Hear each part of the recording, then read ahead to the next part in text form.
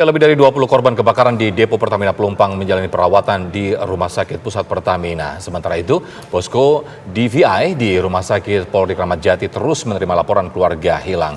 Kita ikuti laporan sejumlah rekan kita yang ada di 3 titik, ada Yohana Gabriela, Hijul, dan juga Rizky Darmansyah. Terlebih dahulu kita ke Yohana Gabriela yang ada di RSPP. Silakan Yohana.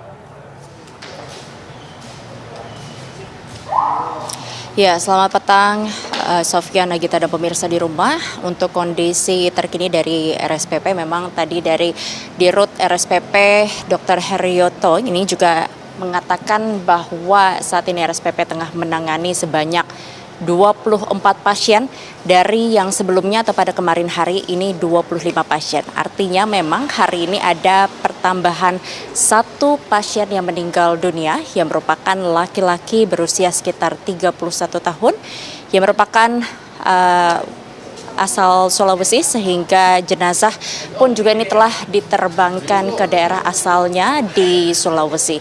Selain itu, saat ini dari 24 korban yang tengah dirawat, diantaranya 11 korban ini dirawat secara intensif atau berada di ruang luka bakar, dan 13 orang lainnya ini dirawat non-intensif atau berada di ruang ICU. Nah, perlu diketahui pemirsa bahwa 24 pasien yang tengah dirawat ini, 3 diantaranya merupakan anak-anak, sehingga jika dilihat ini ada ada variasi umur mereka yang tengah dirawat, yaitu dari usia termuda yaitu 2 tahun hingga sekitar umur 60 tahun. Adapun 3 anak yang tengah dirawat ini, mereka bertiga ini dirawat di ruang intensif atau di ruang luka bakar yang dirawat secara intensif. Dan juga perlu diketahui bahwa untuk anak-anak tersebut memiliki luka bakar 70 hingga sampai 90%, sedangkan untuk mereka yang dirawat di ruang ICU ini mereka dengan luka bakar sekitar 30 hingga 70%. Adapun dari pihak keluarga ataupun kerabat ini diperbolehkan untuk mengunjungi atau membesuk rekannya yang berada di ruang ICU atau secara non-intensif, tetapi tentunya melalui prosedur yang ada atau dibatasi dengan kaca sehingga hanya bisa dilihat dari luar saja. Nah, untuk kondisi korban yang berada di ruang luka bakar atau secara intensif ini, diketahui mereka dalam kondisi tidak sadarkan diri, karena ini juga merupakan bagian dari prosedur kesehatan agar mempercepat pemulihan kesehatan mereka.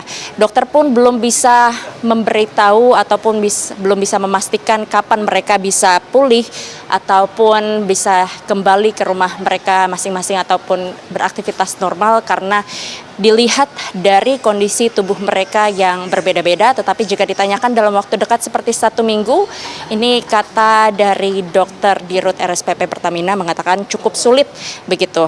Lalu untuk kondisi korban ini juga mereka tengah dilakukan pemasangan ventilator, lalu ada juga dilakukan operasi. Ini dilakukan agar mereka bisa bernafas dengan normal kembali, karena perlu diketahui pada saat kejadian para korban ini menghirup udara asap yang cukup tebal begitu.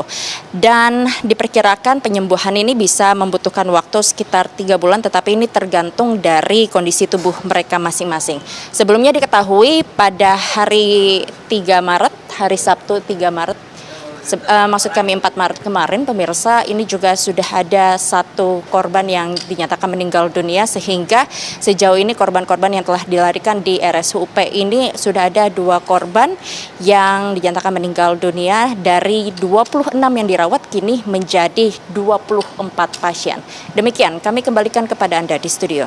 Baik, terima kasih Yohana Gabriela, informasi langsung dari RSPP Jakarta Selatan.